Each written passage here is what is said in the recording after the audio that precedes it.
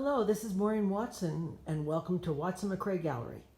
I thought I would take you on a tour of our latest exhibit, and here we are starting with, as you walk in the door, this is a Remy Yang painting, and this arrangement was made inspired by an interior decorator who came in who said she was retired and fell in love with this painting.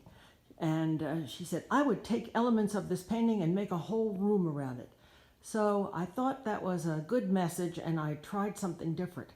And this is Remy Yang's painting, and it's oil, and she combines kind of primitive and folk with abstract, but the colors are wonderful. So I took the bird and put these two wonderful little pieces by Taylor Robinall. They're Birds on a Cloud, porcelain, and then below that, I placed three of Vicki Grant's tiles because they reflect the squares and tiles in the painting.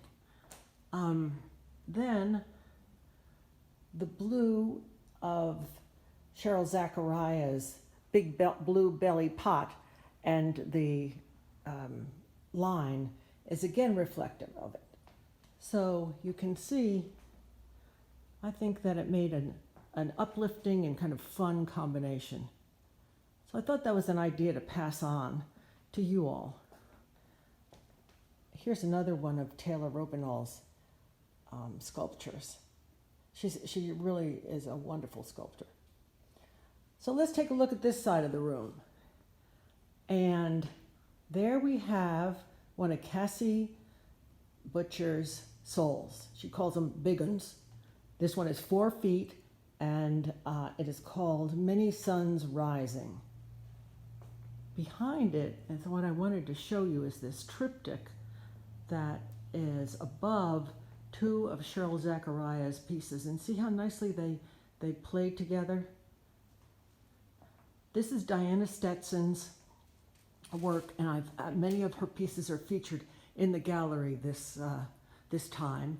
And it is, her process is taking acrylic paint, layering it, then putting on collage of vintage papers and some acrylic pieces she's cut out. Often she puts a stencil behind it as well, and then paints the birds in oil. This triptych, these are all on the gallery, on the website, and this triptych is then framed. So we're going to swing around because I want to show you the other side. And here is two of Elodie Holmes' beautiful blown glass auroras, she calls them. I like her work when she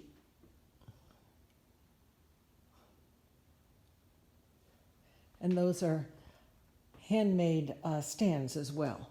So let's go down to the other end. At this point, Gracie would probably come and do a trick as I walk you down to the other end, but she's on a play date. She was very disturbed that I was doing the video today, especially since she has a good haircut. This exhibit has Mary Fisher's work in it. Now, Mary Fisher, I saw her work about 10 years ago at a wonderful gallery up in Bakersville, North Carolina. And I couldn't find her on the internet because she doesn't cotton to those newfangled social media things.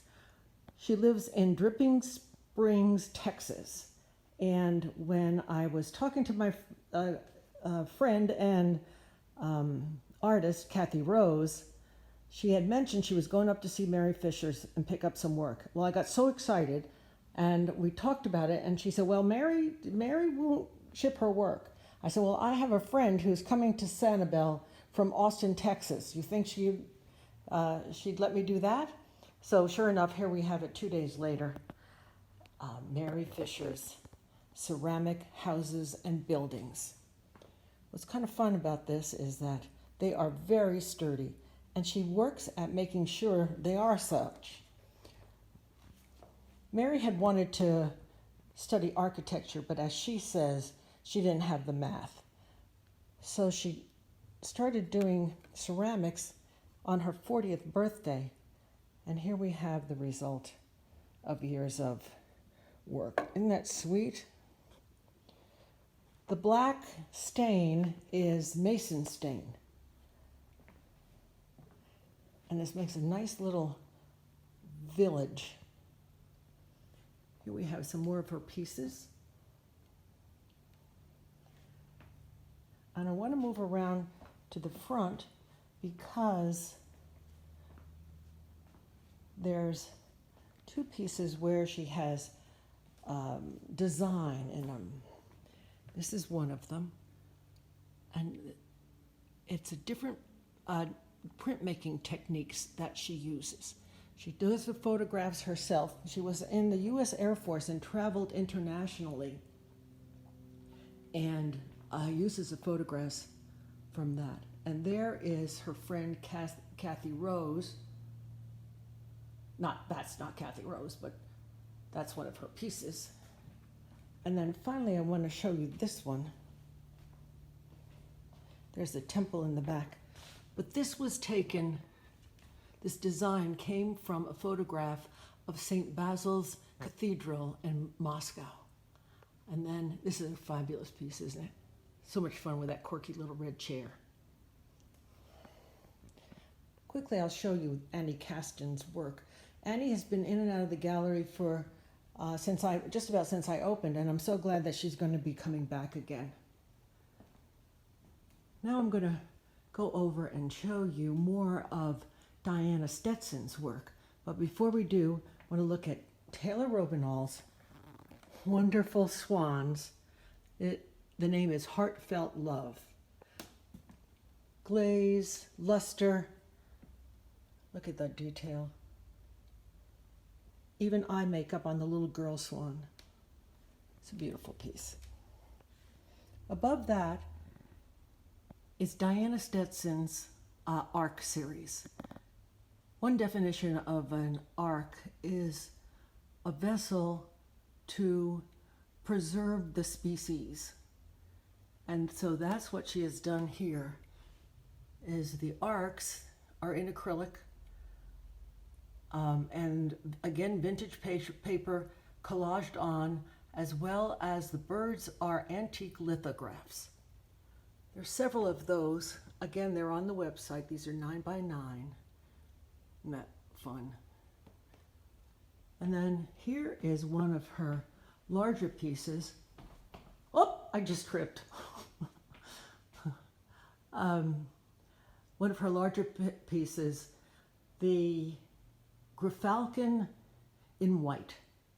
This shows the stencils that I was talking about, layer upon layer, and the bird is painted in oil. It's interesting. It's a combination of realism and abstraction. And while there's many details to it, it's a very calm painting. One other of her pieces is a cedar waxwing, unusual pose that shows the beautiful color of that bird. And then here is arc for baby elephant. The stencil on this one looks like elephant hide. So there are some more of her pieces. And now we're going to back up and end showing you a painting I've just put in by Hollis Jeffcoat, Melrose. I hope you enjoyed the video. As always, contact me via the website or give me a call. Thank you so much.